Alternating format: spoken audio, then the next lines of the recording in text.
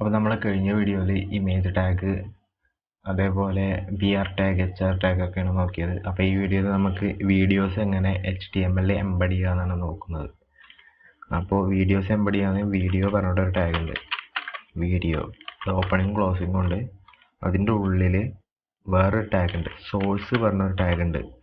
ഈ ടാഗാണ് ഈ വീഡിയോ ടാഗിൻ്റെ ഉള്ളിൽ നമുക്ക് അതിനുള്ള വീഡിയോയുടെ സോഴ്സ് ആയിട്ട് ആക്ട് ചെയ്യുക.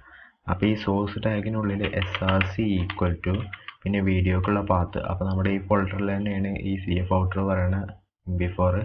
അപ്പോൾ അത് നമുക്ക് സെലക്ട് ചെയ്യാം. നമ്മൾ // ഇത് സെലക്ട് ചെയ്തു.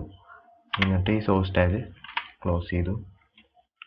ഇനിയിപ്പോൾ നമ്മൾ സേവ് ചെയ്ത് ബ്രൗസർ പോയിട്ട് ഒന്ന് റിഫ്രഷ് ചെയ്താൽ ഇതിങ്ങനെ വലുതായിട്ടൊരു സംഭവം കാണാം. പക്ഷെ അത് പ്ലേ ചെയ്യണമൊന്നുമില്ല.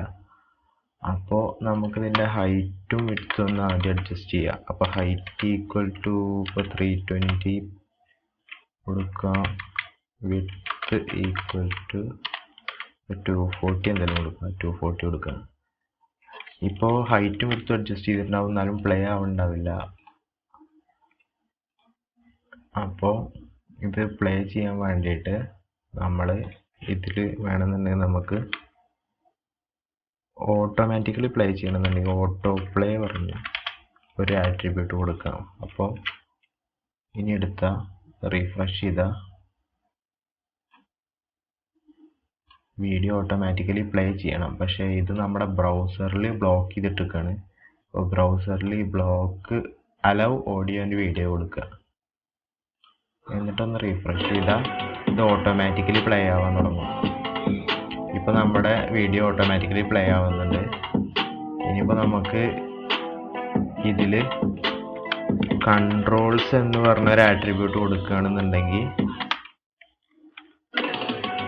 കൺട്രോൾസ് എന്ന് പറഞ്ഞൊരു ആട്രിബ്യൂട്ട് കൊടുത്താൽ നമുക്ക് കൺട്രോൾസ് എന്ന് പറഞ്ഞ ആട്രിബ്യൂട്ട് കാരണം നമുക്ക് ഇങ്ങനെ സീക്ക് ചെയ്യാനും പ്ലേ ചെയ്യാനും പിന്നെ മ്യൂട്ട് ചെയ്യാൻ ഫുൾ സ്ക്രീൻ ആക്കാനും ഒക്കെ പറ്റും.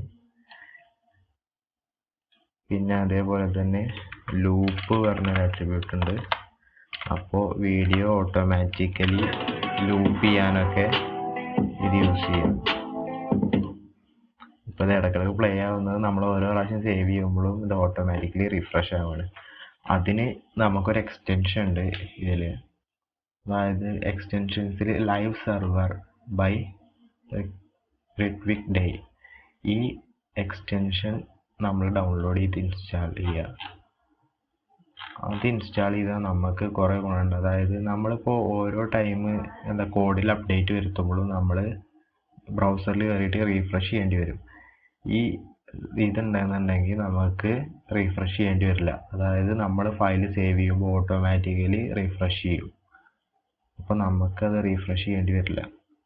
അപ്പോൾ ഇത് നമ്മൾ ഇൻസ്റ്റാൾ ചെയ്ത് കഴിഞ്ഞാൽ പിന്നെ നമ്മുടെ ഈ HTML പേജ് എടുത്ത് റൈറ്റ് ക്ലിക്ക് ചെയ്താൽ ഇവിടെ ഓപ്പൺ വിത്ത് ലൈവ് സെർവർ ഉണ്ടാവും. അത് ക്ലിക്ക് ചെയ്യുകയാണെന്നുണ്ടെങ്കിൽ